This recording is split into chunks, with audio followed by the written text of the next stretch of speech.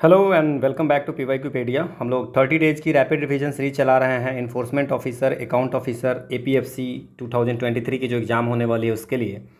और हम लोगों अभी जो कर रहे हैं वो इकोनॉमी कर रहे हैं और इकोनॉमी का ये पार्ट 2 है। कल हम लोगों ने इकोनॉमी का पार्ट 1 देखा था, उसमें हम लोगों ने बहुत सारी कॉन्सेप्ट देखी थी। और ये जो है पार्ट 2, इसमें उसके अलावा जो भी कॉन्सेप्ट हैं वो हम लोग इसमें देखेंगे। ठीक है, मैंने कोशिश की है कि आपको हर क्वेश्चन में इतनी कॉन्सेप्ट बता दूं कि उस टाइप के अगर क्वेश्चन आपको आते हैं तो आपसे बन जाएगा। देखो, जो जनरली क्वेश्चन आते हैं वो क्वेश्चन आपको इन्फ्लेशन डिफ्लेशन पे ज़्यादा क्वेश्चन आती है, इन्फ्लेशन पे आती है, फिर अनएम्प्लॉयमेंट पे क्वेश्चन कुछ आ जाते हैं। ठीक है ना, फिर आपको और जो क्वेश्चन आ जाते हैं कुछ कि कौन सा प्राइमरी टर्शियरी वाले पे क्वेश्चन आ जाता है, इंटेलेक्चुअल प्रॉपर्टी पे आ जाती है, जीडीपी पे क्वेश्चन आ जाते हैं। तो मैंने हर तरह के क्वेश्चन लेने की कोशिश की है। और इसके बाद आपको रेपो रेट हो गया, सीआरआर हो गया, एसएलआर हो गया, ये सब पे भी क्वेश्चन आते हैं। ठीक है ना, तो मुझे लगता है कि इतना अगर आप करके चले जाओगे तो मैंने उस टाइप से ही क्वेश्चन लिए हैं कि आपको सारे कवर हो जाए। इसके बाद 5 ईयर प्लान पे भी क्वेश्चन आते हैं, तो 5 ईयर प्लान पे भी हम लोगों ने अच्छी से क्वेश्चन, बहुत सारे क्वेश्चन लिए हैं, तो वो हम लोग करेंगे। ठीक है, पीडीएफ आपको मिल जाएगी टेलीग्राम चैनल पे। और अगेन आई एम सेइंग कि due to scarcity of time थोड़ी सी टाइम चेंज हो रही है, so sorry for inconvenience, but हमने आपको प्रॉमिस की है, so we are going to complete this by 25 of June. ठीक है ना, तो संडे तक आपको मैं ये पूरी सीरीज़ कंप्लीट कर दूंगा। वैसे तो ये 30 जून तक होने वाली थी, लेकिन 25 जून तक मैं आपको कंप्लीट कर दूंगा इस पूरे सीरीज़ को। और ये इकोनॉमी का सेकेंड पार्ट है। कल जो होगा इकोनॉमी का थर्ड पार्ट होगा। और इको के थर्ड पार्ट में हम लोगों को क्या करने हैं, बजट करने हैं और इकोनॉमिक सर्वे करने हैं। और सबसे ज़्यादा है कि करंट अफेयर्स में जो भी क्वेश्चन आते हैं, वैसे कुछ कुछ तो हमने किए हैं, जैसे ई रूपी पे जो क्वेश्चन आए थे, सेंट्रल बैंक के डिजिटल करेंसी पे आए थे, वो सब कुछ हमने किया है, क्रिप्टो करेंसी न्यूज़ में जो थे। बट फिर भी अगर हम लोग कुछ कुछ करंट अफेयर्स पे जो इकोनॉमी के क्वेश्चन है उस पर करेंगे हम लोग, तो वहाँ पे हम लोग थोड़ी सी मॉनेटरी जो पॉलिसी कमेटी है वो सब भी देख लेंगे। ठीक है, तो कल हम लोग का ये होगा, जो इकोनॉमी ट्रेंड में है वो भी आपकी सिलेबस में है, तो वो आपको उसमें हम थोड़ी सी कल कवर कर लेंगे। After that we are going to, जो कल हमारी कंप्लीट हो जाएगी, तो कल हमारा थर्सडे है शायद। ठीक है, तो थर्सडे को अगर हमारा ये कंप्लीट हो जाता है तो फ्राइडे को आई एम प्लानिंग अभी कि 2 क्लास आपको मैं हिस्ट्री का लूँगा। सो ये जो 2 क्लास होगी हिस्ट्री की वो होगी फ्रीडम स्ट्रगल। ठीक है, सो फ्रीडम स्ट्रगल पे क्वेश्चन होंगे इसमें। ठीक है, 2 क्लास में। और इसके बाद जो सैटरडे मॉर्निंग की होगी, सैटरडे मॉर्निंग में होगी, तो सैटरडे मॉर्निंग को पॉलिटी की एक क्लास होगी, पॉलिटी एंड गवर्नेंस का कंबाइंड होगा, कुछ गवर्नेंस के क्वेश्चन उसमें हम ऐड कर देंगे। ठीक है, तो सैटरडे को 2 क्लास पॉलिटी की होगी। ठीक है, और इसके बाद आपको संडे को आपको 1 क्लास पॉलिटी की होगी, and that's all about the whole session. Okay, so 1 class history का इसमें बच जाता है। सो एक हम लोग सैटरडे को हिस्ट्री का लेंगे, जिसमें हम लोग आर्ट एंड कल्चर पे क्वेश्चन देखेंगे। तो जो एपीएफसी के हैं उनको आर्ट एंड कल्चर पे क्वेश्चन कर देंगे, इसमें करंट अफेयर्स को ज़्यादा फोकस करेंगे। और सेकंड लेक्चर पॉलिटी की होगी, और संडे को 2 लेक्चर होगी जो कि पॉलिटी एंड गवर्नेंस पे होगी। सो दिस इज ऑल अबाउट, यही शेड्यूल है अभी तक की जो प्लानिंग है, लेट करके भी, लेकिन हम लोग इसको कंप्लीट करेंगे बाई 25 ऑफ जून। ठीक है, so let's start the session हम। ठीक है, सो आप देख लीजिए, पहला क्वेश्चन है कि which one of the following acts not directly related to the protection of intellectual property right. देखो, अगर इकोनॉमिक्स में क्वेश्चन पूछता है तो इंटेलेक्चुअल प्रॉपर्टी राइट पे भी क्वेश्चन पूछ लेता है। सो इंटेलेक्चुअल प्रॉपर्टी राइट में कौन सा नहीं है। सो इंटेलेक्चुअल प्रॉपर्टी, आपको मैंने कल कहा था कि बौद्धिक संपदा, that's means the creation of someone's mind. So creation of mind, अब आपके माइंड का क्रिएशन है, इसकी क्या होगी, इसकी कुछ प्रूफ चाहिए ना, तो वो प्रूफ कौन देगा, वो प्रूफ देती है गवर्नमेंट ऑफ इंडिया। ठीक है ना, तो उसके लिए बहुत सारी एक्ट हैं, जैसे आपको design, semiconductor integrated circuit layout design की एक्ट है 2000 में आई थी। इसके बाद पेटेंट की एक्ट है 1970 में आई थी। और the trade and merchandise marks act 1958 थी। बाद में इसको ट्रेडमार्क एक्ट 1999 में आ गया था, इसको रिप्लेस करके। तो ये भी है आपको ट्रेडमार्क के लिए है। सो पेटेंट, इसके बाद डिजाइन एक्ट भी थी, डिजाइन एक्ट जो है वो 2000 ईस्वी में आया था। ठीक है, कॉपीराइट एक्ट 1957 में। तो ये सारी जो हैं वो आपको इंटेलेक्चुअल प्रॉपर्टी में आती है। सो इसमें से कौन सा नहीं है, द ट्रांसफर प्रॉपर्टी एक्ट, ये जो है सो इंटेलेक्चुअल प्रॉपर्टी राइट में नहीं आएगा। ठीक है, समझ गए आप, ये आपको पूरी एक्सप्लेनेशन दी हुई है, कौन कौन से हैं, जोग्राफी, जीआई है, पेटेंट्स है, ट्रेडमार्क, डिजाइन, कॉपीराइट। ठीक है ना, plant varieties. Now which one of the following sectors contribution is the maximum in India GDP. India के जीडीपी में सबसे ज़्यादा किस सेक्टर का आपको कंट्रीब्यूशन है। सो सबसे ज़्यादा जो है वो आपको सर्विस सेक्टर का है। सर्विस सेक्टर के बाद है आपको मैन्युफैक्चरिंग एंड एग्रीकल्चर अभी सबसे कम हो गया हुआ है, ठीक है। मतलब सर्विस की सबसे ज़्यादा है, सर्विस के बाद आपको इंडस्ट्री है और इंडस्ट्री के बाद आपको एग्री है, ठीक है।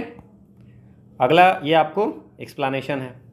Serious fraud investigation office function under, तो सीरियस फ्रॉड इन्वेस्टिगेशन ऑफिस ये जो होता है मिनिस्ट्री ऑफ कॉरपोरेट अफेयर्स के अंदर में आता है। और इसमें जो है आपको जैसे मान लीजिए जो कंपनीज एक्ट में जो लिखा हुआ है उसको जो वायोलेट करता है ना उसकी तो उसमें आपको क्या कि अरेस्ट की भी पावर है कि उसको अरेस्ट भी कर सकता है। सो ये कंपनी लॉ जो कंपनी एक्ट है ना, उस पर सारा इसमें चलता है, ठीक है ना। उसमें कोई वायोलेशन होता है तो ठीक है। तो जो गंभीर धोखाधड़ी है serious fraud investigation companies act के तहत है ना, तो जो उसको फॉलो नहीं करता है उसके लिए तो है SFIO। इसकी हेड ऑफिस कहाँ पे है? इसकी हेड ऑफिस है आपको न्यू दिल्ली में, ठीक है। तो आंसर हो गया। और इसके लिए एक बॉडी भी है, उसका नाम है CFTML, वो है computer forensic and data mining laboratory. ये 2013 में बनाई गई थी, 2013 में बनाई गई थी। इसको सपोर्ट करता था SFIO को। तो आप इतना याद रखें कि SFIO के क्या काम है और किस मंत्रालय के अंदर में आता है। अगला है कि in economics which one of the following is not an essential condition for existence of market. Market तभी होगा जब आपके पास में होंगे बायर, सेलर और प्रोडक्ट, तभी तो मार्केट होगा। बायर नहीं होगा तो फिर किस बात की मार्केट, है ना। गुड्स एंड सर्विसेज होनी चाहिए, उसके बायर्स होने चाहिए और सेलर्स होने चाहिए, ठीक है। तो आंसर हो जाएगा कौन सा नहीं है, प्लेस, ठीक है। अगला है core CPI inflation is generally lower than headline CPI inflation. अब ये देखो, आपको अगर इन्फ्लेशन हम लोग पढ़े थे, अब इन्फ्लेशन कैलकुलेशन करने के बहुत सारे तरीके हैं। अब इसमें आपको मैं बहुत सारी चीज़ें बता सकता हूँ। जैसे कि अगर इन्फ्लेशन की बात करें तो आपको मैं यहाँ पे लिख देता हूँ। जो एक होता है कंज्यूमर प्राइस इंडेक्स, ठीक है। सो कंज्यूमर प्राइस इंडेक्स में जो होता है वो एक होता है consumer price index for industrial worker, एक होता है consumer price index for rural worker और एक होता है consumer price index for agriculture labour के लिए, ठीक है ना। तो ये जो होता है जो इंडस्ट्रियल वर्कर का है, इसका जो बेस ईयर है, अब सबका बेस ईयर है, वो बेस ईयर है 2016, ठीक है ना। इसमें 463 आइटम्स टोटल हैं और ये सारे जो होता है वो आपको आते हैं ये लेबर मिनिस्ट्री। तो आप ये उम्मीद करें इस पर क्वेश्चन आने की संभावना है। और जो ये दोनों हैं इनका बेस ईयर जो है वो बेस ईयर अभी तक 1986 ही है बेस ईयर, क्लियर। और इसके आपको 2016 है इंडस्ट्रियल वर्कर के, और इसमें आपको इंडस्ट्रियल वर्कर पे ही अभी आपको DA मिलती है। अब ये क्या है कि CPI जो है, जैसे कि जो गवर्नमेंट ऑफिशियल को जो डियरनेस अलाउंस मिलता है वो इंडस्ट्रियल वर्कर जो CPI IW के बेस पे ही मिलता है। कितना इन्फ्लेशन हुआ उसके अकॉर्डिंग DA बढ़ती है, ठीक है। अब क्या है इसमें कि इसमें एक आता है WPI होलसेल प्राइस इंडेक्स, ठीक है। सो होलसेल प्राइस इंडेक्स जो होगा उसका क्या है, बेस ईयर क्या है। सो इसका बेस ईयर जो है वो है आपको 2011। सो होलसेल प्राइस इंडेक्स का बेस ईयर है 2011, ठीक है। और इसमें क्या है कि इसमें इनडायरेक्ट टैक्स को इंक्लूड नहीं किया जा सकता है। इसमें गुड्स को लेते हैं बट सर्विस को नहीं लेते हैं। So uses goods only goods not services. तो ये भी कभी कभी पूछता है तो ये आप रखेंगे। तो ये CPI हो गया। अब जो है इसमें आपको CPI जो है जो रूरल है ना, CPI रूरल, CPI अर्बन और ऑल इंडिया, ठीक है। ये आपको जो है ये करती है NSO, मिनिस्ट्री ऑफ SPI, है ना, प्रोग्रामिंग एंड इम्प्लीमेंटेशन वाली हो गई। और इसकी बेस ईयर जो है वो 2012 है। आप मुझे लगता है कि ये सारी समझ गए हैं। और एक और है जो आपको CFPI है, कंज्यूमर फूड प्राइस इंडेक्स, ये भी NSO के द्वारा निकाला जाता है और इसका भी बेस ईयर 2012 है। तो बेसिकली आपको याद रखना है कि WPI का बेस ईयर 2011 है और CPI का जो है CPI में इंडस्ट्रियल वर्कर का 2016 है और बाकी जो रूरल लेबर और एग्रीकल्चर लेबर का 1986 है। और आप और ज़्यादा याद रख सकते हैं तो ये आपको CPI रूरल, अर्बन या ऑल इंडिया का अगर इसमें बात करेंगे तो 2012 है, ठीक है। तो इतना अगर आप याद रखेंगे तो आपका काम हो जाएगा, ठीक है।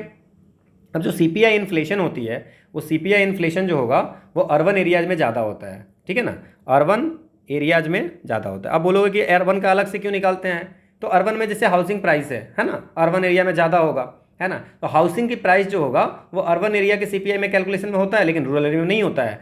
सो अर्बन एरिया में जो सीपीआई इन्फ्लेशन होगा, सीपीआई इन्फ्लेशन वो ज़्यादा होगा, ठीक है, रूरल से।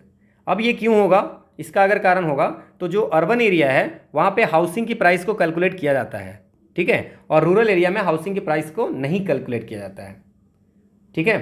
तो आप ये याद रखेंगे आप, ठीक है ना। इसके बाद जो आपको फ्यूअल, लाइट, ये क्लॉथिंग, ये सब का जो है फुटवेयर का है, वो अर्बन एरिया में हायर वेटेज है ना, रूरल एरिया में इसका कम वेटेज है, तो ये भी है। अब ये जो हेडलाइन इन्फ्लेशन होता है, वो हेडलाइन इन्फ्लेशन होता है टोटल इन्फ्लेशन, है ना। हेडलाइन सीपीआई इन्फ्लेशन, सीपीआई आप समझ गए, और हेडलाइन इन्फ्लेशन जो होता है कि total inflation, total inflation in a within an economy, within an economy. और कोर में क्या होता है, कोर जो होता है वो क्या होता है, टोटल इन्फ्लेशन मतलब हेडलाइन, हेडलाइन इन्फ्लेशन, ठीक है, minus headline inflation minus inflation in food, inflation in food and fuel. Fuel और फूड को इसमें कोर हेडलाइन में, कोर वाले में आपको कोर इन्फ्लेशन में, है ना। So core inflation is equal to जो हेडलाइन इन्फ्लेशन होगी माइनस इन्फ्लेशन जो फूड और फ्यूल में होगा, उसको हम लोग घटा देते हैं। अब इस क्वेश्चन को अगर बनाओगे कि इसमें पूछ रहा है कि CPI core inflation is generally lower, कम होता है, बिल्कुल सही है। तो क्यों होता है, क्योंकि इसमें food inflation is generally higher than non food, या food inflation is generally higher than non food inflation. सिर्फ फूड का नहीं होता है, इसमें आपको फ्यूल का भी होता है, ठीक है। So food prices are controlled by the government, ऐसा कुछ नहीं है। Share of food in consumption basket has been increasing over time, ये भी नहीं है। सो इसमें क्या है कि फूड प्राइस जो होगा वो because the food prices fluctuate too widely over the years, है ना। सो ये आपको आंसर हो सकता, ये आपका आंसर हो जाएगा, ठीक है। तो ये आपको हो गया, ये मैंने आपको इतनी सारी समझा दी है। हेडलाइन इन्फ्लेशन क्या होता है, कोर इन्फ्लेशन क्या होता है, सीपीआई को कैसे कैलकुलेट करते हैं, डब्ल्यूपीआई में सर्विस को कैलकुलेट नहीं करते हैं। मुझे लगता है डियरनेस अलाउंस के लिए कौन सा बेस ईयर है, डियरनेस अलाउंस किस इंडस्ट्रियल वर्कर वाले से होता है, ठीक है ना। और बाकी जो रूरल लेबर है, एग्रीकल्चर लेबर है, उसका 1986 बेस ईयर है ना, जो एक बेस ईयर रख करके उससे कैलकुलेट करते हैं। होप आपको इतना समझ में आ गया होगा। अगला है कि in the context of direct benefit transfer, jam news में था, तो ये जैम क्या है, ये जनधन आधार मोबाइल। सो जनधन आधार और mobile, so answer is this, ठीक है। सो ये जनधन आधार मोबाइल जैम आया था डीबीटी के लिए, ठीक है। जनधन का खाता होगा, आधार से ये होगा, एंड मोबाइल चाहिए, ठीक है। Which one of the following subject does not fall under the control of department of expenditure. So department of expenditure किसके अंदर में आता है, मिनिस्ट्री ऑफ फाइनेंस। और मिनिस्ट्री ऑफ फाइनेंस में कौन कौन से डिपार्टमेंट आते हैं, कंट्रोलर जनरल ऑफ अकाउंट्स में आते हैं। और कंट्रोलर जनरल अकाउंट के अंदर में क्या आता है, Indian audit and account department. तो ये दोनों तो होगा ही डिपार्टमेंट ऑफ एक्सपेंडिचर का।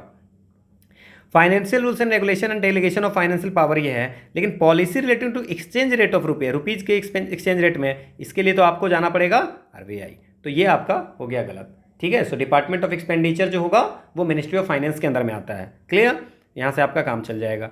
विच one of the following relation is correct for net domestic product. अब नेट डोमेस्टिक प्रोडक्ट का आप एक तो याद रख सकते हैं कि नेट डोमेस्टिक प्रोडक्ट जो होता है वो जीडीपी माइनस डिप्रिसिएशन। तो आप देख लीजिए कहाँ पे है इसमें, जीडीपी माइनस डिप्रिसिएशन, ठीक है। अब इसमें तो ये हो गया आपका आंसर। अब मैं आपको थोड़ी चीज़ें अगर इसमें बता दूं कैसे कैसे कर सकते हैं, तो मैं आपको ये बता देता हूं इसमें कि जो जीडीपी होता है, जीडीपी वो होता है C plus I plus G plus X minus M. So ये क्या क्या है, X minus M, export minus import, ये कंजम्पशन होता है ना, कंजम्पशन ऑफ फाइनल गुड्स, ये होता है इन्वेस्टमेंट, है ना। और ये जो गवर्नमेंट परचेजेज होते हैं और एक्सपोर्ट माइनस इंपोर्ट होते हैं, ठीक है। सो जीडीपी क्या होती है कि market value of all the goods, जितने भी गुड्स हैं और क्या है सर्विसेज, है ना, produced with in the domestic territory of country, with in the domestic territory of a country. अब ये क्या है कि आरबीआई ने जीवीए यूज करना चाहा, जीडीपी के अलावा जगह पे जीवीए ऐड किया करना शुरू किया। सो जीवीए क्या है, सो ये जो होता है ग्रॉस वैल्यू एडेड, है ना। तो ग्रॉस वैल्यू एडेड है, so value of final minus intermediate, ठीक है। अब ये जीडीपी डिफ्लेटर होता है ना। तो ये बहुत सारी चीज़ें हैं जो आपको इसमें आपको देख सकते हो, ठीक है ना। बट हम इसमें ज़्यादा डिटेल में जाएंगे नहीं, क्योंकि ज़्यादा डिटेल में जाएंगे तो टाइम बहुत ज़्यादा लग जाएगा, ठीक है ना। बट आपको इतना याद रखना, सी देखो, आप इतना बस याद रखो कि ग्रॉस से जब भी नेट में जाना होगा तो डिप्रिसिएशन को घटाएंगे, ठीक है। और डोमेस्टिक से अगर आपको नेशनल में जाना है ना, तो आपको net factor income from abroad add करना है, ठीक है। और फैक्टर कॉस्ट से अगर आपको मार्केट को प्राइस पे जाना है तो आपको नेट इनडायरेक्ट टैक्स को ऐड करना है, ठीक है। तो आप इसमें, जैसे अगर आपको कोई बोलेगा कि नेट नेशनल प्रोडक्ट से ग्रॉस डोमेस्टिक प्रोडक्ट पे जाना है, तो आप कैसे जा सकते हो, ठीक है ना। तो ग्रॉस से नेट में जाने के लिए डिप्रिसिएशन को मतलब घटाना पड़ता है। तो अगर नेट दिया होगा, जीडीपी में पूछेगा, तो आप क्या करोगे, डिप्रिसिएशन को ऐड कर दोगे, ठीक है। डोमेस्टिक से नेशनल जाने में net factor income from abroad add करते हैं। तो नेशनल से डोमेस्टिक अगर आपको कोई कन्वर्ट करने के लिए बोलेगा तो आप इसमें कर सकते हो, ठीक है। तो और फैक्टर कॉस्ट से अगर मार्केट प्राइस पे बोलेगा तो नेट इनडायरेक्ट टैक्स करेंगे, ठीक है।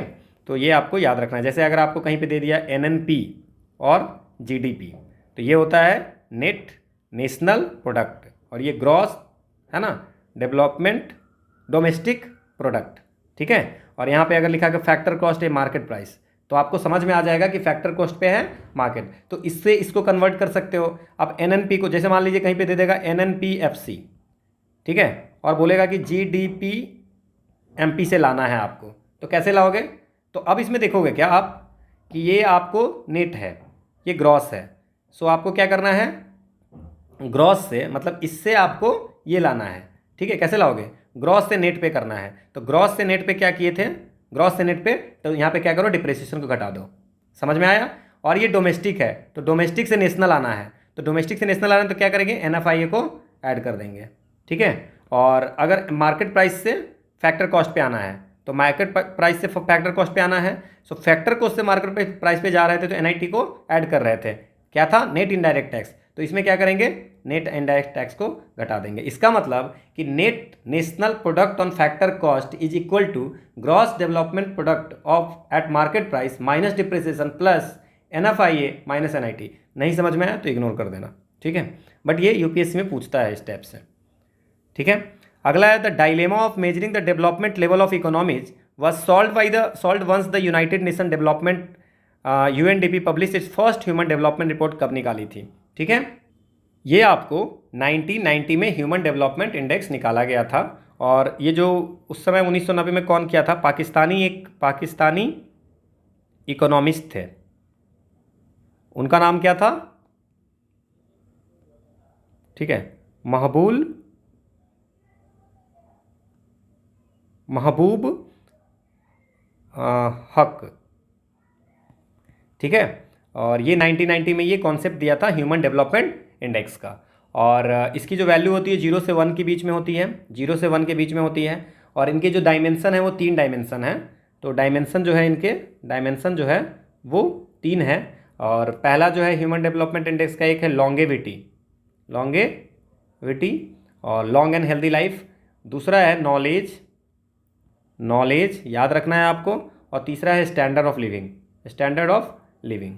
और इसके जो इंडिकेटर है सबके हैं, जैसे कि लॉन्गेविटी में क्या हो जाएगा आपको, लॉन्ग एक्सपेक्टेंसी ऑफ लाइफ, क्या हो जाएगा, लॉन्ग एक्सपेक्टेंसी, कितना दिन आप जी रहे हो, है ना, ऑफ लाइफ, ये लॉन्गेविटी में एक इंडिकेटर है। नॉलेज में 2 इंडिकेटर है। वन इज, ये याद रखना है आपको, मीन ईयर ऑफ स्कूलिंग, और एक हो जाएगा आपको एक्सपेक्टेड ईयर ऑफ, कितना दिन करेगा, है ना। सो एक्सपेक्टेड ईयर ऑफ स्कूलिंग। और स्टैंडर्ड ऑफ लिविंग में एक होता है पर कैपिटा इनकम। ये सबको मिला करके पर कैपिटा इनकम, इनको मिला करके ये कौन था, महबूबुल हक ने, ये पाकिस्तानी इकोनॉमिस्ट थे, उन्होंने ये कॉन्सेप्ट दिया था, ठीक है, ह्यूमन डेवलपमेंट इंडेक्स का, ठीक है। ये आपको मैंने दे दिया है यहाँ पे। अगला है कि the first industrial policy statement of India कब अनाउंस किया गया था। तो फर्स्ट जो अनाउंस हुआ था, वैसे तो 6 अप्रैल 1948 है, बट यहाँ पे ऑप्शन में आपके पास में अप्रैल 1948 में 8 अप्रैल है, तो आप 8 अप्रैल 1948 इसमें करेंगे। ठीक है, सो ये फर्स्ट आई थी और लास्ट जो आई थी 1991 में आई थी, फिर सेकेंड जो आई थी वो 1956 में आई थी। तो ये आपको याद रखना है। अगला है कि which one of the following is an important driver of economic growth which helps in sustaining high growth rate. High growth rate होना चाहिए, इंक्रीजिंग प्रोडक्टिविटी बढ़ेगी और मेजर सोर्स ऑफ नॉन डेब्ट फाइनेंसिंग रिसोर्सेज, मतलब कि कर्ज नहीं होना पड़ेगा, गैर ऋण वित्तीय संस्थान, और एम्प्लॉयमेंट भी जनरेट करेगा। तो ये फॉरेन डायरेक्ट इन्वेस्टमेंट से होगा नहीं, एफडीआई से ऐसा होगा क्या, फॉरेस्ट की हाई ग्रोथ रेट हो जाएगी, प्रोडक्टिविटी बढ़ेगी और नॉन डेब्ट फाइनेंसिंग रिसोर्स है। इसके बाद ease of doing business, ease of doing business से होगी बिल्कुल नहीं, स्टार्टअप इंडिया से नहीं। तो अगर हम लोग मेक इन इंडिया करते हैं तो ये सारी चीज़ें होंगी कि अपने इंडिया में बनेगी तो अपने इंडिया से बिकेगी, तो एम्प्लॉयमेंट भी जनरेट होगा, इसके बाद प्रोडक्टिविटी भी बढ़ेगी, प्रोडक्टिविटी ग्रोथ भी बढ़ेगी, है ना। सो ये आपको आंसर हो जाएगा। ठीक है, अगला है कि who among the following is known as the father of the white revolution in India. India में व्हाइट रिवॉल्यूशन के फादर कौन है? तो इंडिया में व्हाइट रिवॉल्यूशन के फादर है, ये हैं वर्गीज कुरियन। सो डॉक्टर वर्गीज कुरियन जो हैं वो व्हाइट रिवॉल्यूशन के फादर हैं। अब आपसे पूछेगा कि ग्रीन रिवॉल्यूशन के फादर कौन है? सो ग्रीन रिवॉल्यूशन के फादर है एम.एस. स्वामीनाथन, एम.एस. स्वामीनाथन। अब इसमें और भी, और ये इंडिया का हो गया। अगर वर्ल्ड में कौन है ग्रीन रिवॉल्यूशन के, तो हो गया नॉर्मन बोरलॉग। ठीक है, तो ये हो गया वर्ल्ड में। इसके बाद इसमें कुछ हमने इसमें नोट कर दिया है, तो आंसर आपको समझ में आ गया, वर्गीज कुरियन। अब ब्लैक रिवॉल्यूशन पेट्रोलियम से है, ब्लू है फिश से, ब्राउन है लेदर से, golden revolution fruit and honey से है, ग्रीन रिवॉल्यूशन फूड ग्रेन से है, ग्रे रिवॉल्यूशन फर्टिलाइजर से है, पिंक है ओनियन से, रेड है मीट टोमेटो से, सिल्वर एग पोल्ट्री से, व्हाइट रिवॉल्यूशन मिल्क से, येलो वाइल्ड सीड से, एवरग्रीन रिवॉल्यूशन ओवरऑल डेवलपमेंट। तो ये भी आपको एक बार देख लेना है। अगला है कि which one of the following country in Asia establish the first export processing zone 1965 में किसने स्टार्ट किया था? तो इंडिया पूरे एशिया में पहली कंट्री थी जिन्होंने एक एक्सपोर्ट प्रोसेसिंग जोन स्टार्ट किया था, और एशिया का सबसे पहले इंडिया में था, जगह 1965 में किया था, और नाम क्या था? कांडला। ठीक है, सो कांडला में किया था, सेटअप इन कांडला, ये लिखा हुआ है आपको। अगला है कि which of the following 5 year plan emphasized the need for establishing a socialist pattern of society. तो सोशलिस्ट, अब देखो जो याद किए होंगे उनको पता होगा कि this one is the second 5 year plan, but I am going to tell you, इसमें आपको सारी चीज़ें बताऊंगा मैं। ठीक है, देखो इसमें क्या है कि अगर हम लोग बात करें इसमें, तो सबसे पहले बात अगर करते हैं कि 1944 में क्या हुआ था, सबसे पहले कि 1944 से और पहले चले जाएं। ठीक है, तो हम लोग थोड़ा 5 ईयर प्लान के बारे में पढ़ लेते हैं, फिर 3-4 क्वेश्चन कर लेंगे। देखो सबसे पहले जो इसका कॉन्सेप्ट लाया था उसका नाम था जोसेफ स्टालिन। सो जोसेफ स्टालिन ने 1928 में कहाँ पे? सोवियत यूनियन, जो अभी रशिया है, ठीक है, सोवियत यूनियन में ये कॉन्सेप्ट लाया था कि 5 ईयर प्लान को इम्प्लीमेंट करनी है। तो पहला क्वेश्चन ये हो गया, कहाँ पे से स्टार्ट हुआ था? सबसे पहले सोवियत यूनियन 1928, और किसने लाया था? ये जोसेफ स्टालिन ने। लेकिन इंडिया में 1944 में सारे इंडस्ट्रियलिस्ट जमा होते हैं और वो बोलते हैं कि भाई सब मिलकर के प्रपोजल लाते हैं कि एक प्लान्ड इकोनॉमी इंडिया में होनी चाहिए, और उसको बोलते हैं बॉम्बे प्लान। ठीक है, तो ये आपको याद रखना है 93। इसके बाद एक 1950 में, थोड़ा सा अगर आपको मैं बता दूं, तो सर्वोदय प्लान आया था, जिसमें agriculture, small and cottage industry पे फोकस करने की बात थी, सर्वोदय प्लान। ठीक है, ज़्यादा हो रहा है। ओके, 1951 में आती है 1951 में 5 ईयर प्लान आती है, और इसके बाद 1952 में आती है एनडीसी, और इसके बाद 2015 में इसको हटा करके कर दिया जाता है नीति आयोग। ठीक है, अब 2015 में और 5 ईयर प्लान को फॉर्मुलेट और इम्प्लीमेंट करने के लिए आई थी प्लानिंग कमीशन। ठीक है, प्लानिंग कमीशन, जिसको बाद में नाम चेंज करके कर दिया नीति आयोग। यहाँ तक कोई दिक्कत नहीं है। अब आपको ना याद होना चाहिए फर्स्ट 5 ईयर प्लान कब थी। तो फर्स्ट 5 ईयर प्लान जो थी वो 51 से 56 थी। अब 3 जो 5 ईयर प्लान हैं आपको याद रखने हैं नेम के लिए, फर्स्ट 5 ईयर प्लान और सेकेंड 5 ईयर प्लान और फोर्थ 5 ईयर प्लान, ये आपको याद रखनी है। ठीक है, ठीक है, तो फर्स्ट, सेकेंड और फोर्थ, थर्ड कब थी ये हम लिख लेते हैं पहले। तो 51 से 56 तक हुई थी फर्स्ट 5 ईयर प्लान, फिर 56 से 61 तक 5 साल के लिए थी, तो हो गई सेकेंड 5 ईयर प्लान। फिर थर्ड 5 ईयर प्लान जो था वो 61 से 66 था। अब 61 से 66 था, उसके बाद एक हो जाती है 66 से 69 तक प्लान हॉलीडे, ये मैं बताऊंगा आपको, प्लान हॉलीडे, ठीक है। सो प्लान हॉलीडे हो जाता है, और फिर आपको 69 से 69 से 74 तक होती है फोर्थ 5 ईयर प्लान। अब ये आप क्यों बोल रहे हैं कि फर्स्ट सेकंड और फोर्थ को याद रखें? फर्स्ट सेकंड और फोर्थ में क्या इंपॉर्टेंट है ऐसा? फर्स्ट 5 ईयर प्लान में ये जो है हैरोल्ड डोमार मॉडल के पे था, तो कभी कभी नाम पूछता है तो आपको याद रखना है हैरोल्ड डोमर मॉडल। जो सेकेंड 5 ईयर प्लान था वो किस पे था? पीसी महलबोनिस, और इसी में था कि सोशलिस्टिक पैटर्न पे होना चाहिए, हैवी इंडस्ट्री पे फोकस करना चाहिए, वो हमारा है। 69 से 74 जो फोर्थ 5 ईयर प्लान था वो गार्डजिल फार्मूला पे था। तो इसीलिए मैं बोला हूँ कि आपको ये 3 नाम वाले याद रखने हैं, first Harrod Domar model, second PC Mahalanobis, और गार्डजिल फार्मूला पे फोर्थ हुआ था, ठीक है। यहाँ तक याद रखेंगे आप। इसके बाद आप याद रखेंगे कि फर्स्ट 5 ईयर प्लान जो था वो फोकस किया था एग्रीकल्चर पे, ठीक है, एग्रीकल्चर पे, इरिगेशन पे फोकस किया था। सेकेंड जो था वो था आपको सोशलिस्टिक पैटर्न पे था, और हैवी इंडस्ट्री पे इसमें फोकस किया गया था। अब होती है एक 66 से 69 में मैंने आपको कहा था कि होती है प्लान हॉलीडे। ना प्लान हॉलीडे होती क्यों है पहले तो याद रखना है। ये प्लान हॉलीडे होती है जैसे कि मान लीजिए कि थर्ड वाला फेल हो जाता है, इसमें हम लोग जो प्लान किए होते हैं वो होता नहीं है, तो प्लान नहीं होता है, फिर 66 से 69 में 3 प्लान लाई जाती है एनुअल प्लान, 66 से 67, 67 से 68 और 68 से 69। बोला जाता है कि भाई थर्ड 5 ईयर प्लान तो फेल हो गया, तो अब क्या करेंगे, है ना। और इसमें एक और रीजन हो जाती है कि इंडिया चाइना वार हो जाती है, तो सीनो इंडिया वार हो जाती है, तो युद्ध होती है, और भारत पाकिस्तान की भी होती है, इंडो पाक भी वार होती है। तो ये दोनों वॉर के कारण स्थिति बड़ी ख़राब हो जाती है ना, और इसके कारण ये फेल हो जाती है, और लाई जाती है प्लान हॉलीडे, मतलब 1-1 साल की अब लाएंगे, है ना। 5 साल वाला फेल कर गया, 1-1 साल की लाएंगे। तो आपको यहाँ तक तो 74 तक तो समझ में आ गया होगा। अब हम बात करते हैं 74 से ज़्यादा फिफ्थ 5 ईयर प्लान में जो सबसे इंपॉर्टेंट चीज़ हुई थी वो क्या हुई थी? फिफ्थ 5 ईयर में गरीबी हटाओ का नारा दी थी, है ना, गरीबी हटाओ, ठीक है। सो फिफ्थ 5 ईयर प्लान में आपको याद रखना है कि गरीबी हटाओ इसमें आया था, ठीक है। इसके बाद फिफ्थ 5 ईयर प्लान अब जो है सो ये 78 तक चलती है, ठीक है। तो 78 तक चलती है, और इसमें जो है सो एग्रीकल्चर पे फोकस होती है। अब जब उसके बाद क्या होती है, गवर्नमेंट चेंज हो जाती है, ठीक है। सो अब इनस्टेबिलिटी होती है, जनता पार्टी की गवर्नमेंट बनती है, इमरजेंसी, समझ रहे हैं आप, 1978।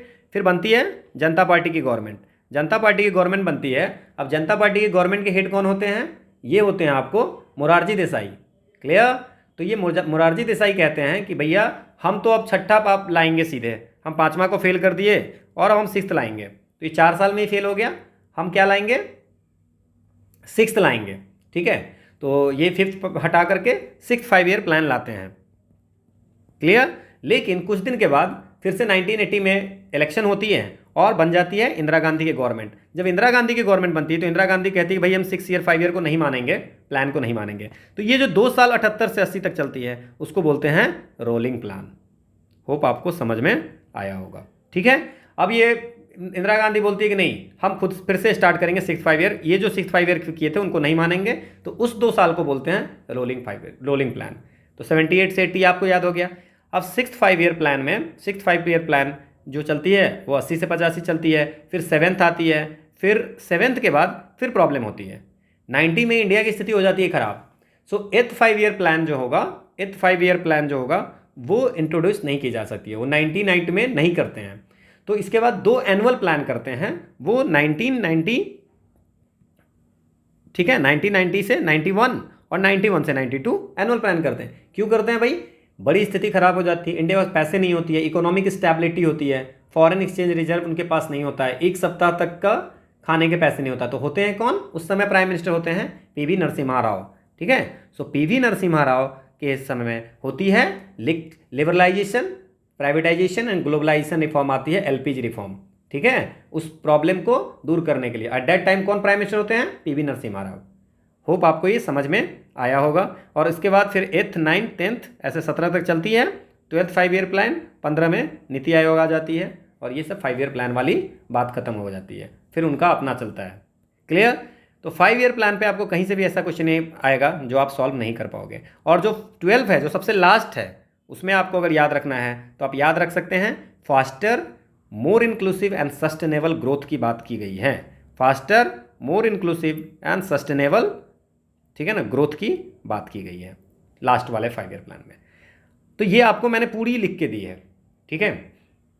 अगला है कि plan allocation in agriculture and irrigation as percentage of total plan outlay was highest in. सबसे ज़्यादा जो अब फोकस किया गया था एग्रीकल्चर पे और इरिगेशन पे, और जितना पैसा दिया गया था प्लान में, वो पैसा में मैक्सिमम पैसा जो था वो एग्रीकल्चर और इरिगेशन पे था। कौन से 5 ईयर प्लान में था? ये फर्स्ट 5 ईयर प्लान में था।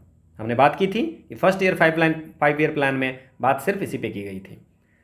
अगला है, who among the following envisioned the framework of sustainable development called PURA, providing urban amenities to rural people. Rural area में बोल रहे हैं कि जो अर्बन में जो सुख सुविधाएं हैं वो रूरल तक लेके जाओ। ये किसने कहा था? तो पूरा का कॉन्सेप्ट दिया था एपीजे अब्दुल कलाम ने, ठीक है। अब इसमें क्या क्या दिया था? बेसिक जो गोल था, अर्बन एमिनिटी फैसिलिटी जो है सो जो इंडियन सिटी में है वो आपको गाँव में ले जाना, जैसे एसेट क्रिएट करना, है ना, ग्राम पंचायत में जो बाकी स्किल डेवलपमेंट, वहाँ पे ड्रेनेज अच्छा करना, इसके बाद आपको सीवेज अच्छा करना, ठीक है ना। तो ये सारी चीज़ें करने के लिए ये आपको कॉन्सेप्ट दिया था एपीजे अब्दुल कलाम ने। अगला क्वेश्चन है हमारा, the second 5 year plan of India is regarded as a landmark contribution to development planning, what would be the reason for the same? क्यों किया था? सेकेंड 5 ईयर प्लान में क्या हुआ था कि इन्होंने बात किया था हैवी इंडस्ट्रीज पे, मतलब इम्फेसिस ज़्यादा डाला था इंडस्ट्रियलाइजेशन पे, सोशल पैटर्न पे था, इंडस्ट्रियलाइजेशन पे। इसके बाद इन्वेस्टमेंट की रेट इंक्रीज कर दी कि ज़्यादा इन्वेस्ट करनी है। Aimed at establishment of socialistic pattern, ये हम लोग पढ़ लिए हैं। सो 5 ईयर प्लान में ये सारी चीज़ें हुई थी सेकंड 5 ईयर प्लान में, ठीक है। टाइप के क्वेश्चन मैंने देखा है, 3-4 क्वेश्चन पूछा है। Which of the following are ports of call, किसे बोलते हैं? देखो, पोर्ट्स ऑफ कॉल क्या होता है? पोर्ट्स तो आप समझ गए, ठीक है ना। तो पोर्ट्स आप समझ गए, तो अब ये क्या होता है कि जैसे मान लीजिए कि इसको बनाया जाता है जैसे सी रूट्स में से, जहाज यहाँ से जा रही है तो ये बनाया जाता है सी रूट्स में, रास्ते में जा रही है। तो रास्ते में जाएगी तो भाई उसको फ्यूल भी चाहिए कि नहीं चाहिए? फ्यूल, आगे बढ़ने के लिए फ्यूल चाहिए। So use to anchor for refuelling, तो रिफ्यूल करने के लिए जो पोर्ट्स बनाई जाती है, जैसे कि आपको पानी चाहिए, फूड आइटम चाहिए, जैसे आप जाते हो बस से तो ढाबा मिलता है, उसी तरह जो आप जहाज जाती है तो उसी रूट में जगह जगह पे पोर्ट्स ऑफ कॉल बनाई जाती है। सो पोर्ट्स ऑफ कॉल का मतलब वहाँ पे आप पानी ले लीजिए, वाटर चाहिए तो, फूड का कुछ लेना है फूड ले लीजिए, रिफ्यूल करवा लीजिए, है ना। तो इसमें सिंगापुर वगैरह सब भी इसका एग्जाम्पल है पोर्ट्स ऑफ कॉल का। So answer, ports where ships use to anchor for refuelling. आपको, मुझे लगता है कि पोर्ट्स ऑफ कॉल समझ में आ गया। ढाबा याद रखिए, है ना, बस जाती रहती है, ढाबा है ना, पेट्रोल भराना है, पास में पेट्रोल पंप है, खाना है खा लो, पानी वानी जो भी होगा वो फिल कर लो, ये आपको। इसके बाद 1-2 पोर्ट्स और आप याद रख लो। एक है इंट्रीपोर्ट पोर्ट्स। सो इंट्रीपोर्ट पोर्ट्स क्या होता है, ठीक है ना। जैसे मान लीजिए कि कलेक्शन सेंटर, ये कलेक्शन सेंटर है where the goods are brought from different countries for export. तो इसमें भी सिंगापुर भी, इसमें इसका भी एग्जाम्पल में सिंगापुर आता है। अब ये देखो, मान लीजिए कि यहाँ से गुड्स आया, जैसे मान लीजिए कि बहुत सारी कंट्री है, ठीक है, तो सारी कंट्री ला करके यहाँ पे गुड्स डाली और यहाँ से फिर एक्सपोर्ट होगा, ठीक है, कि सारी कंट्री यहाँ पे लेके आया और यहाँ से फिर जहाँ जहाँ जाना है वहाँ जाएगा, जिनको भी इनको बेचने हैं वो सब यहाँ ला के रखें इस पोर्ट पे, और यहाँ से फिर सेल होती है। So that's all entrepot ports. एक होता है पैकेट स्टेशन, ठीक है। सो पैकेट स्टेशन क्या होता है? जैसे पैकेट स्टेशन होता है जैसे फेरी, मतलब रास्ता, लोगों को ले जाने वाला, ये समझ लीजिए आप। Transportation of passenger and mail across water bodies covering छोटे छोटे डिस्टेंस के लिए पॉकेट स्टेशन होते हैं। यहाँ से लोगों को लेकर के गया, है ना, कलकत्ता में आप देखे होंगे, है ना। सो दैट जो यहाँ से वहाँ तक जो फेरी लेके जाती है, दैट्स अ पैकेट स्टेशन। मुझे लगता है इतना काफ़ी है। Singapore is known as port of call क्यों किया जाता है? क्योंकि it is on main sea route where ships use to anchor for refuelling and taking food items. यह प्रमुख समुद्र मार्ग पर स्थित है जहाँ जहाज ईंधन भरने, पानी लेने और खाद्य वस्तु लेने के लिए लंगर डालते हैं। लंगर डालते हैं कि नहीं पता, बट हाँ ठीक है, टेकिंग फूड आइटम्स। तो सी आंसर आपका हो गया। अगला क्वेश्चन है, which one of the following is classic example of entrepot port? Entrepot, मैंने आपको कहा था जो सिंगापुर है वो इंट्रीपोर्ट पोर्ट में भी आता है, क्योंकि वो ये पोर्ट्स ऑफ कॉल भी बोलते हैं, वहाँ पर रिफ्यूलिंग के लिए भी रुकता है, और वो जो सी रूट्स पे है ना। और जो इंट्रीपोर्ट हो या पोर्ट्स ऑफ कॉल हो, ये सब सी रूट पे ही होते हैं, तभी तो आपको जो है सो कलेक्शन करेंगे वहाँ पे सामान, है ना, कलेक्शन सेंटर हो गया। सो इंट्रीपोर्ट पोर्ट मतलब क्या है? Collection centre. यहाँ पे सब लोग सामान रखेगा और यहाँ से फिर बिकेगा, है ना, डिस्ट्रीब्यूटर जैसे होते हैं। Who among the following was the chairperson of 15th finance commission. मैंने 15th फाइनेंस कमीशन पे आपको पूरी कल डिस्कस की थी। देखो मेंबर इसमें एन अजय नारायण झा भी हैं, अनूप सिंह जी भी हैं, अशोक लहरी भी जी हैं, बट द चेयरमैन जो था वो NK सिंह थे। ठीक है, अब इसमें मैं थोड़ी सी इन्फॉर्मेशन और दे देता हूँ। जो पहली फाइनेंस कमीशन थी, फर्स्ट फाइनेंस कमीशन, वो कब आई थी? वो 1951 में बनाया गया था कि भाई अपॉइंट की गई थी। मैंने आपको कल बताया था फाइनेंस कमीशन 200 आर्टिकल 280 से अपॉइंट होती है। कौन करते हैं? प्रेसिडेंट करते हैं। ठीक है, और this one is the quasi judicial body, quasi judicial body. ठीक है, और प्रेसिडेंट ऑफ इंडिया, और ये कब करते हैं? हर 5 साल पे इनको करना होता है। इसमें होते हैं चेयरमैन प्लस 4 मेंबर, है ना। और बस आप इतना याद रखें, इससे ज़्यादा दिमाग नहीं लगाना है। और ये चेयरमैन थे 2021 से 26 वाली जो है, वो 2021 से 26 वाली, उसमें हेड कौन थे? NK सिंह। जो पहला जो फाइनेंस कमीशन जो बना था 52 से 57 के लिए अपॉइंट किए गए थे 1951 में, वो कौन थे? ये याद रखना है, KC नियोगी। सो ये याद रखेंगे, KC नियोगी। सेकंड में फिर के संतानाम बने थे, के संतानाम, आप के संतानाम कमेटी याद करना होगा ना। इसमें किस चीज़ का रिकमेंडेशन देते हैं प्रेसिडेंट को? याद रखना है, ये जो फाइनेंस कमीशन जो रिकमेंडेशन देती है वो एडवाइजरी नेचर की होती है। गवर्नमेंट को मन होगा तो मानेगा, नहीं मन होगा तो नहीं मानेगा। जनरली गवर्नमेंट मान लेती है। ठीक है, और जैसे जो गवर्नमेंट के पास जो टैक्स आती है तो वो सेंटर और स्टेट वो तो पूरे की आती है। जो मतलब उत्तर प्रदेश में है, कर्नाटका में है, केरला में है, अरुणाचल प्रदेश में है, सबके टैक्स आते हैं। ठीक है, तो वो किस रफ्तार में बांटने हैं, किस मतलब कि रेशियो में बांटने हैं नेट प्रोसीड को, वो इसमें वो बताता है। वो सारी चीज़ें देख करके और किस किस चीज़ को कंसीडर किया जाए, इन सारी चीज़ों को देख करके और फिर आप वो डिसाइड करता है। ठीक है, अब इसमें हमने आपको कल सारी बता दी थी कि अभी जो है सो 42 था 14th फाइनेंस कमीशन में, और 43वां हुआ तो 41% कर दिया गया था, 41% कर गया है। Population, area, forest ecology, income distance, demographic performance, tax effort, ये सारी इसमें ली गई है। ये सारी चीज़ें मैंने कल बता दी थी, तो हमारा आंसर ये हो गया। होप आपको एक क्वेश्चन इस पर आएंगे। विच one of the following statement about the finance commission is not correct? कौन सा सही नहीं है? It is a constitutionally mandated body set up under article 280 of the constitution of India. बिल्कुल सही है, 280 आर्टिकल 280 कहता है कि एक फाइनेंस कमीशन होनी चाहिए जिसको प्रेसिडेंट अपॉइंट करेगा। The 14th finance commission was setup in 2017 against the backdrop of the introduction. GST आया था तो फिर को किया गया था, गलत बात है। ये किया गया था 14th फाइनेंस कमीशन 2013 में। ठीक है, 13 में ही ये आपको सेटअप की गई थी। ठीक है, तो ये आपको गलत हो गया। Its core responsibilities to evaluate the state of finance, ये सही है। द फर्स्ट फाइनेंस कमीशन जो होगा 51 में सेटअप हुआ था, 52 से 57 के बीच के लिए। KC नियोगी इसके चेयरमैन थे। तो आंसर क्या हो गया? Not correct, B. अगला है कि with reference to the Indian economy the bad bank frequently mention. Bad bank क्या होता है भाई? बैड बैंक जो होता है कि जो बैंक की जो NPA होती है ना, नॉन परफॉर्मिंग एसेट्स, ठीक है ना, जो या उसको बैड लोन बोल सकते हैं, वो सारी एक सेटअप एंट्री बनाई गई, एसेट रिकंस्ट्रक्शन कंपनी, है ना। तो वो जितना भी हो गया बैड बैंक, तो उसमें सारा जितना भी नॉन परफॉर्मिंग एसेट था बैंक का, तो वो सारा उसमें आपको क्या करना है, वो बाई करेगी। NPA को, नॉन परफॉर्मिंग एसेट को बाई कर देगी, सबको सारा खरीद लेगी। तो उससे क्या होगा कि बैंक जो है जो बैलेंस शीट में घाटे घाटे लिखते जाती है, तो बैंक का वो बर्डन हट जाएगा। ठीक है, सो ये आपको हो जाती है एसेट रिकंस्ट्रक्शन कंपनी। अब NPA के बारे में बता दूं कुछ क्या? अब बैंक में क्या प्रोविजन है, देखो क्या होता है कि अगर 1 से 30 दिन तक आप नहीं देते हो, 1 से 30 दिन तक पैसा अगर आपने नहीं दिया, तो उसको लिखा जाता है SMA 0, मतलब SMA स्पेशल मेंशन अकाउंट 0। फिर अगर 31 से 60 दिन तक आपने पैसे नहीं दिए तो हो जाएगा SMA 1। मान लीजिए इतने तारीख को देना है, उसके बाद आपने 30 दिन तक दिया नहीं, तो SMA 0 अकाउंट में जाता है। फिर 1 में स्पेशल मेंशन अकाउंट 1।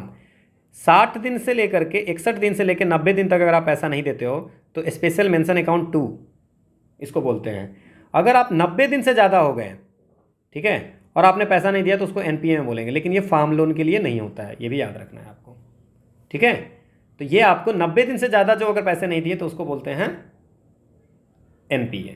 अब इसमें प्रोविजनिंग होती है ना, एवरग्रीनिंग होती है। मुझे लगता है ये सारी अभी करने में टाइम लग जाएगी, है ना। सो हम लोग आगे बढ़ते हैं। ठीक है, सो ये एनपीए हो गया, ये आपको एक्सप्लानेशन हो गया। अगला है कि non banking financial company can not, अब एनबीएफसी के बारे में बात कर रहा है। अब एनबीएफसी बनती है कंपनीज एक्ट से, कंपनीज एक्ट से। अब इसको आरबीआई करती है, ठीक है ना। एनबीएफसी डी भी होती है, कि एनबीएफसी डी भी होती है डिपॉजिट की, ठीक है। सो इसमें आरबीआई ने कहा कि भाई जो एनबीएफसी होती है ये आपको डिपॉजिट नहीं ले सकती है, सिर्फ एनबीएफसी डी जो होता है वो डिपॉजिट ले सकती है, ठीक है। सो एनबीएफसी लोन दे सकता है, इन्वेस्टमेंट कर सकता है, ठीक है ना, बट डिमांड डिपॉजिट को एक्सेप्ट नहीं कर सकता है। सो सीक डिमांड डिपॉजिट नहीं, डिमांड डिपॉजिट नहीं कर सकती है ये, ठीक है ना। पब्लिक से डिमांड डिपॉजिट नहीं कर सकती है, ये एनबीएफसी नहीं कर सकती। लोन दे सकती है, इन्वेस्टमेंट कर सकती है ना, कर्जा ले सकती है बैंक से, चेक इशू कर सकती है कि नहीं, है ना। ये जो है सो चेक भी इशू नहीं कर सकती है, can not issue cheque, cheque भी इशू नहीं कर सकती है, ठीक है। So can not accept demand deposit, can not issue cheque, क्योंकि पेमेंट एंड सेटलमेंट का पार्ट है ही नहीं एनबीएफसी। तो जब पेमेंट और सेटलमेंट का पार्ट है ही नहीं तो चेक कैसे करेगा, ठीक है। तो ये भी नहीं होगा, सो आंसर हो जाएगा डी। ये मैंने पूरी एक्सप्लेनेशन में आपको लिख दी है। अगला है कि the amount by which the equilibrium level of real GDP exceed the full employment level of GDP. देखो अब इसमें क्या होता है, one is a inflationary gap और एक होता है रिसेशनरी गैप। अब रिसेशनरी और इन्फ्लेशनरी में क्या होता है, ठीक है ना। इसका जो आंसर होगा वो इन्फ्लेशनरी गैप होगा। उस मात्रा को क्या कर, जिससे कि वास्तविक सकल घरेलू उत्पाद का संतुलन स्तर सकेलू घरेलू उत्पाद के पूर्ण रोजगार से, मतलब the amount by which the equilibrium level of real GDP जो होगा exceed the full employment level of GDP, ठीक है ना। तो ये बोलते हैं इन्फ्लेशनरी। और रिसेशनरी क्या बोलते हैं, या उसको कॉन्ट्रैक्शनरी भी बोलते हैं, जब कंट्री का जो रियल जीडीपी होगा, real GDP is lower than GDP at full employ, जब पूरी एम्प्लॉयमेंट होगी, ठीक है। So real GDP is less than, कम है, ठीक है ना, तो वो हो जाएगा रिसेशनरी गैप। और इन्फ्लेशनरी क्या हो गया कि रियल जीडीपी जो होगा, real GDP exceed the full employment level of GDP at full employment. हम लोग ऑटोमेटिक स्टेबलाइजर पढ़ा था कल, ठीक है ना, मल्टीप्लायर पढ़ा था, तो अब मुझे लगता है इतना आपको समझ में आ गया होगा। ये एक्सप्लेनेशन है। एमएसएमई क्या होता है बताइए, इसमें micro small and medium enterprises, ठीक है, आसान सा क्वेश्चन था। Which of the following goods are included in estimating food inflation. अब फूड इन्फ्लेशन के लिए क्या करेंगे, अब खाने का है तो टोबैको तो होगा ही नहीं, तो आप ऐसे भी ऑप्शन में देख करके आंसर बना सकते हैं। सो इसमें होता है सेरल्स होती हैं, पल्सेज होती हैं, मिल्क होती हैं, फ्रूट्स होती हैं, वेजिटेबल होती है, फिश होती है, एग होती है, मीट होती है और शुगर होती है। So wheat, paddy, sugar, 1 to 4, ठीक है। अगला है कि which one of the following was recognise invisible hand. ये आपको याद रखना है, एडम स्मिथ ने एक बुक लिखी थी। कौन सी बुक लिखी थी, सबको पता होगा, वेल्थ ऑफ नेशन। मार्केट के लिए इन्होंने बोला था कि एक अदृश्य शक्ति है। अच्छा, एक आपको पता है लीजेज फेयर का मतलब क्या होता है, फ्री इकोनॉमी, कोई रोक टोक नहीं है, जो करना है करो, है ना, जो हो रहा है होने दो, वो जो होता है वो आपको लीजेज फेयर होती है।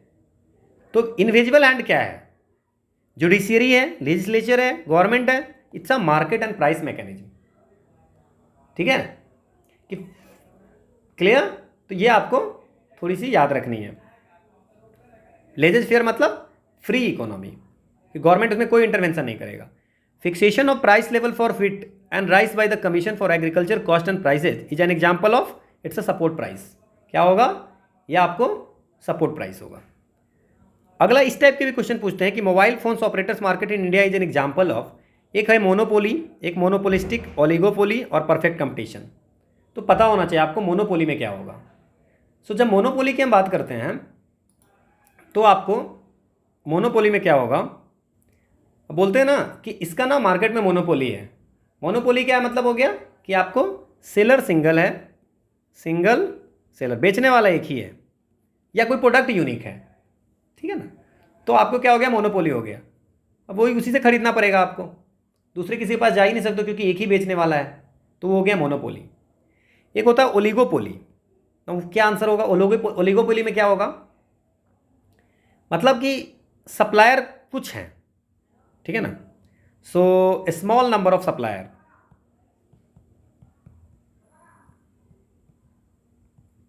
और लेने वाले बहुत हैं। ये ओलिगोपोली हो गया। इसके बाद परफेक्ट कंपटीशन क्या हो गया? ठीक है, एक ही तरह की सब सारी कंपनियां बेच रही है एक ही तरह के बिस्किट, ठीक है ना। और तो अगर सारी करी दैट्स अ परफेक्ट कंपटीशन। बहुत सारी है, मतलब थोड़ा आपने कुछ कब दाम बढ़ाया लोग भाग जाएंगे आपके यहाँ से, वो हो गया परफेक्ट कंपटीशन, ठीक है ना। और इसके बाद मोनोपोलिस्टिक कंपटीशन क्या होता है? इसमें क्या होता है, सब्स्टिट्यूट वाली बात हो जाती है कि ठीक है ये बिस्कुट तो बेच रहा है बिस्किट, बट बहुत सारी हैं जो बिस्किट बेचती है इसके जैसा ही, तो दैट्स अ मोनोपोलिस्टिक कंपटीशन। अब क्या है इसमें, क्या आंसर होगा? ओलिगोपोली। ओलिगोपोली होगा कि सप्लायर कम है मोबाइल का, बट खरीदने वाले इंडिया में बहुत ज़्यादा है। क्लियर? तो ये हो जाएगा इंडिया की जो होगा मोबाइल फ़ोन का ऑपरेटर्स का मार्केट जो है, मोबाइल फ़ोन ऑपरेटर्स का जो मार्केट है वो कौन सा हो जाएगा? ओलिगोपोली। होप आपको समझ में आया होगा, ये मैंने आपको पूरी लिख दी है। Which one of the following situation can lead to inflation? किस कारण से इन्फ्लेशन होगा? बहुत आसान क्वेश्चन है, इन्फ्लेशन पे बताया था मैंने कल, फिर से आज बताता हूँ। Rapid growth of aggregate demand outweighing supply. क्या हो गया? डिमांड बढ़ गई, बढ़ गई, सप्लाई है नहीं। कल मैंने बताया था आपको, डिमांड पुल इन्फ्लेशन बताया था कि डिमांड बढ़ गई, सप्लाई कम है, तो क्या हो जाएगा? प्राइस बढ़ जाएगी। सप्लाई कम है ना, डिमांड ज़्यादा है, लोग बस पैसे बहुत है ना, तो लोग खरीद रहे हैं, तो डिमांड बढ़ गया और सप्लाई कम है। तो वही चीज़ जो है सो मान लो कि सप्लाई अगर ठीक रहता तो लोगों को मिलता रहता, तो अब सप्लाई कम है, ठीक है ना, तो प्राइस क्या हो जाएगी? बढ़ जाएगी। क्लियर? सो इसके कारण which one of the following can lead to inflation? Inflation होगी, बिल्कुल होगी, demand pull inflation. Sluggish growth of an aggregate demand. जो डिमांड है उसमें धीरे धीरे वृद्धि हो रही है, कुछ नहीं। Reduction in the money supply. Money supply को रिडक्शन कर देंगे तो इन्फ्लेशन तो होगा ही नहीं। कि इंडेक्स इन्फ्लेशन आप माइंड में रखिए कि मनी ज़्यादा है, सप्लाई ज़्यादा है। हायर लेवल ऑफ अनएम्प्लॉयमेंट, अगर अनएम्प्लॉयमेंट हो जाएगा तो लोगों के पास पैसा ही नहीं होगा, तो इन्फ्लेशन की बात ही नहीं है। और कम डिमांड बढ़ेगा तो उससे भी कुछ नहीं होगा, डिमांड तो एकदम ज़्यादा होना चाहिए और सप्लाई कम होगा, तभी तो प्राइस बढ़ेगी, ठीक है। तो ये हो गया आपका। अगला है कि which one of the following is a measure that can be use by the government to combating inflation. अब गवर्नमेंट को इन्फ्लेशन हटाना है, क्या करेगा गवर्नमेंट? बताइए। गवर्नमेंट को इन्फ्लेशन हटाना है, गवर्नमेंट क्या करेगी? सब्सिडीज देगी एक्सपोर्ट पे। भैया यहाँ पे प्राइस बढ़ रही है, गेहूं की प्राइस बढ़ रही है, और गवर्नमेंट बोलेगा भाई बेचो बेचो गेहूं को, जाके बाहर बेचो, हम सब्सिडी दे रहे हैं, जाओ बेचो और अच्छी तरह से एक्सपोर्ट करो और ज़्यादा। एक्सपोर्ट को बढ़ावा नहीं देगी, एक्सपोर्ट को बढ़ावा देगी अगर तो लोग वहाँ बेचेंगे, तो इंडिया में सामान कमेगा। जब इंडिया में सामान कमेगा तो इंडिया में प्राइस बढ़ेगी। तो इन्फ्लेशन को कॉम्बैट करना है तो उसको सब्सिडी नहीं देगी, एक्सपोर्ट को बढ़ावा नहीं देगी। खत्म हो गया ये। Reduction in cash reserve ratio. Cash reserve ratio में अब क्या है कि इन्फ्लेशन को हटाना है तो मार्केट से क्या करना है? पैसे को हटाना भी तो है, तो मार्केट से पैसे हटाना है तो सीआरआर को हटा देगा। सीआरआर अगर कम कर देगा तो बैंक के पास ज़्यादा पैसा होगा। अब बैंक के पास अगर ज़्यादा पैसा होगा तो बैंक क्या करेगी? लोन देगी लोगों को लोन देगी, लोन देगी तो लोगों के पास पैसे और ज़्यादा हो जाएंगे, तो कंपेयर इन्फ्लेशन से घटेगा थोड़े ना, तो बढ़ ही जाएगा। रेट ऑफ इंटरेस्ट को इंक्रीज कर दिया, ठीक है, increasing the rate of interest on saving and fix deposit. अगर रेट ऑफ इंटरेस्ट इंक्रीज कर दिया सेविंग पे तो कंबैटिंग इन्फ्लेशन हो जाएगा। क्यों होगा भाई? अगर मान लीजिए कि रेट ऑफ इंटरेस्ट को बढ़ा दिया तो कहेगा भाई बहुत ज़्यादा पैसा मिल रहा है, तो हम क्या करेंगे? जा करके मेरे पास जो भी पैसा है वो हम क्या करेंगे? जा करके जमा कर देंगे बैंक में। तो बैंक में जमा कर देंगे तो मार्केट में सर्कुलेशन में नहीं रहेगा, तो आपको इन्फ्लेशन आपको कॉम्बैट हो जाएगा। ये ऑप्शन में सी, ठीक है। The unemployment that occurs due to change in the technology और in the demand for particular products. Technology change हो जाती है तो टेक्नोलॉजिकल एडवांसमेंट अनएम्प्लॉयमेंट होती है, बट वो स्ट्रक्चरल एम्प्लॉयमेंट का पार्ट होता है, ठीक है। तो अब एक होता है डिसगस्ट एम्प्लॉयमेंट, अनएम्प्लॉयमेंट। तो अनएम्प्लॉयमेंट, डिसगस्ट अनएम्प्लॉयमेंट है, वो किस तरह का अनएम्प्लॉयमेंट है? जैसे मान लो कि हमें 5 लोगों की काम है और हम 6 लोग काम कर रहे हैं उसमें, तो डिसगस्ट अनएम्प्लॉयमेंट हो गया। ये भी कहाँ पे होता है सर ऐसा? बिल्कुल होता है एग्रीकल्चर में। जो काम एक आदमी कर सकता था अब वो फैमिली के सारे लोग कर रहे हैं, तो हो गया वो डिसगस्ट अनएम्प्लॉयमेंट। सबसे अच्छा एग्जाम्पल है एग्रीकल्चर सेक्टर में। क्लियर? 5 लोगों का काम है, 6 लोग कर रहे हैं, 10 लोग कर रहे हैं उसी काम को, जो रियल में एक ही आदमी कर लेता। इसके बाद है सीजनल। सीजनल अनएम्प्लॉयमेंट क्या होता है? सीजनल होता है कि उनको एक सीजन काम मिला, जैसे मान लीजिए कोई सिंपल सा गन्ने का काम करता है, तो उस सीजन में जब गन्ने का सीजन होगा तब उनका काम होगा। ईख सबसे बढ़िया एग्जाम्पल है, जो गन्ने की फैक्ट्री होती है, तो वहाँ पे गन्ने में जब गन्ना रहेगा तभी तो यूज करेंगे ना लोग, तो दैट्स अ सीजनल। सीजन में गन्ना आएगा तो शुगर फैक्ट्री आप समझ लो ना, ठीक है। स्ट्रक्चरल एम्प्लॉयमेंट में होता है कि जब मिसमैच हो जाता है, स्किल और जॉब है, मतलब आपके पास जो जॉब है उसकी जॉब की आपके पास नहीं है, ठीक है। इसके बाद है साइक्लिक अनएम्प्लॉयमेंट। ये होता है बिजनेस साइक्लिक के कारण, जैसे मान लीजिए कि रिसेशन हुआ तो अनएम्प्लॉयमेंट का जो है, तो रिसेशन हुआ तो क्या हो गया, एम्प्लॉयमेंट घटेगी, पैसा ही नहीं है ना। रिसेशन में क्या होता है, नौकरी जाती है, ठीक है। और जब रिसेशन खत्म हो गई, इनको इकोनॉमी क्या हो गई, ग्रोथ पे आ गई। तो ग्रोथ पे आ गई तो फिर लोग जल्दी बहाली, जैसे कोविड के समय में बहुत नौकरी गई थी, फिर क्या हो गया, जैसे ही आपको जो है सो ग्रोथ आ गई तो फिर अनएम्प्लॉयमेंट जो है सो घट गई, है ना। So number of unemployment person जो है वो घट गया। समझ में आया? सो आंसर इसमें स्ट्रक्चर हो गया। मैं बाकी चीज़ों को भी समझा दिया, होप आपको समझ में आया होगा। अगला है कि which one of the following statement about non banking financial companies in not correct. मैंने आपको कह दिया कि कंपनीज एक्ट से ये बनती है और ये डिपॉजिट को नहीं लेती है, बिल्कुल सही है। कैन नॉट गिव लोन, नहीं, ये लोन दे सकती है, ये चेक इशू नहीं कर सकती है। डिपॉजिट इंश्योरेंस फैसिलिटी डिपॉजिट में ये भी नहीं करती है, ये सिर्फ आपको लोन देती है, जो इसमें गलत लिखा हुआ है, ठीक है। समझ में आ गया? अगला क्वेश्चन है, among the following countries where did the idea of social market economy emerge in 1950s। अगर ये जो होगा ये जर्मनी में हुआ था। वर्ल्ड वॉर टू के बाद में एक इकोनॉमिस्ट थे जर्मन के, नाम था वाल्टर यूकेन। इन्होंने कहा था कि सोशल मार्केट इकोनॉमी के बारे में बोला था, ठीक है ना। इसमें ऐसी बात की गई थी कि जो फ्री और जो इंडिविजुअल है जिनको चाहिए उनको इकोनॉमिक बेनिफिट मिलनी चाहिए, सोशल जस्टिस फॉर ऑल की बात किया था इन्होंने, ठीक है। तो ये आप याद रखेंगे। इसके बाद अगला है कि who among the following is the chairperson of goods and service tax council. तो ये कौन होगा? अब जीएसटी कब आई थी? 101st कॉन्स्टिट्यूशनल अमेंडमेंट एक्ट 2016 के तहत से ये आई थी, और ये आपको आर्टिकल 279 में जाइए, ठीक है। तो यहाँ पे ऐड किया गया है। अब इसमें चेयरमैन कौन होते हैं, ठीक है, goods and service tax council के चेयरमैन कौन होंगे? ये होते हैं आपको यूनियन फाइनेंस मिनिस्टर। क्लियर? अगला क्या है कि the idea of planning in independent India कहाँ से लिया गया था? इंडिपेंडेंट इंडिया में प्लानिंग कहाँ से ली गई थी?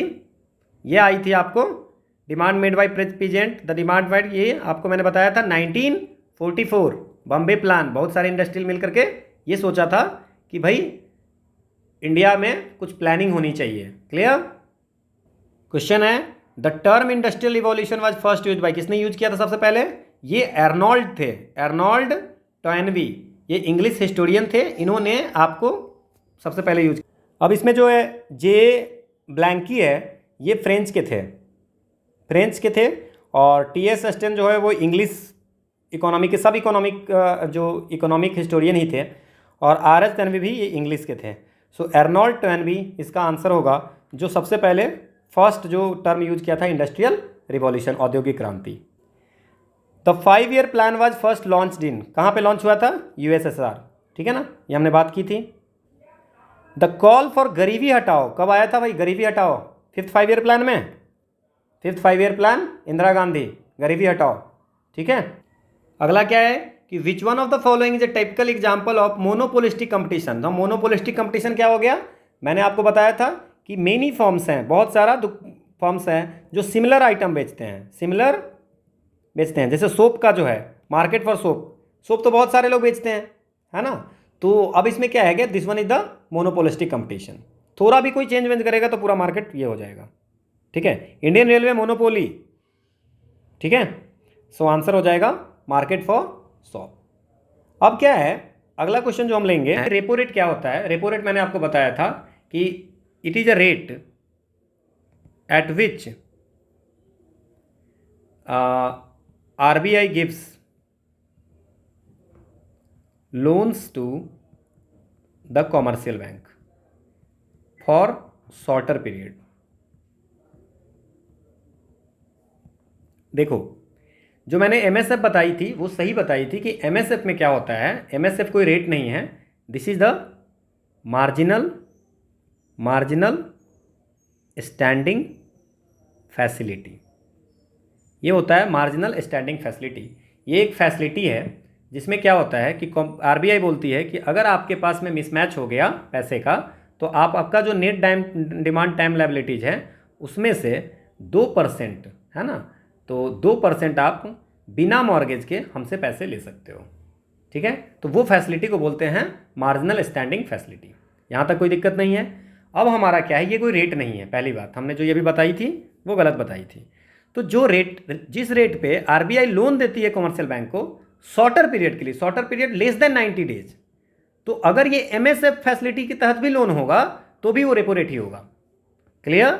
So it is the interest rate charge by the central bank on overnight loan पे भी यही रेट लगेगा, रेपो रेट। मतलब रेपो रेट ही वो रेट हो गई जिसपे कि आरबीआई किसी सेंट्रल बैंक को लोन देती है, सिंपल सी लैंग्वेज में समझिए। तो इसमें ओवरनाइट लोन भी आ गया लेस देन 90 डेज का। क्लियर? और it is the interest rate paid by the commercial bank, और ये कमर्शियल बैंक, दोनों तो लाइन सेम ही है कि interest rate paid by the commercial bank on overnight borrowing. ठीक है, तो ये भी सही हो गया।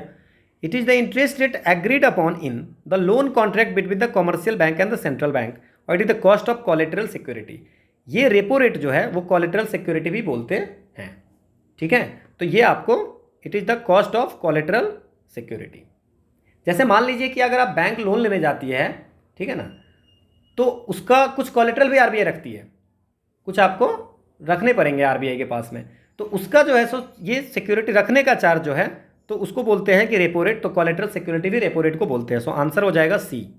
कोई ऐसा एग्रीमेंट नहीं होती है। तो सॉरी, जो मैंने पहले बताया था उसके लिए। होप आपको समझ में आ गया होगा। ओके, सो क्वेश्चन बहुत है बट टाइम की स्कार्सिटी है, इसलिए हम लोग यहाँ पे आज की क्लास एंड करते हैं। कोशिश करेंगे कल ज़्यादा से ज़्यादा क्वेश्चन करेंगे with the budget and economic survey के क्वेश्चन और करंट अफेयर्स के, और देन फिर विल स्टार्ट द हिस्ट्री। और फिर मुझे कुछ इंपॉर्टेंट क्वेश्चन लगेगा तो मैं टेलीग्राम पे आपको वो एक पीडीएफ बना करके दे दूंगा। ठीक है, सो होप आपको समझ में आया होगा। So this is the quote of the day, life begins at the end of your comfort zone. So अब 10 दिन बचे हुए हैं, 8-9-10 दिन बचे हुए हैं। सो आप कंफर्ट जोन से निकलिए, है ना, और पढ़ाई स्टार्ट कीजिए। ठीक है, सो थैंक्स फॉर वॉचिंग, और पीडीएफ आपको मिल जाएगी। ठीक है, और कल हम लोग फिर मिलते हैं आपसे नेक्स्ट क्लास में।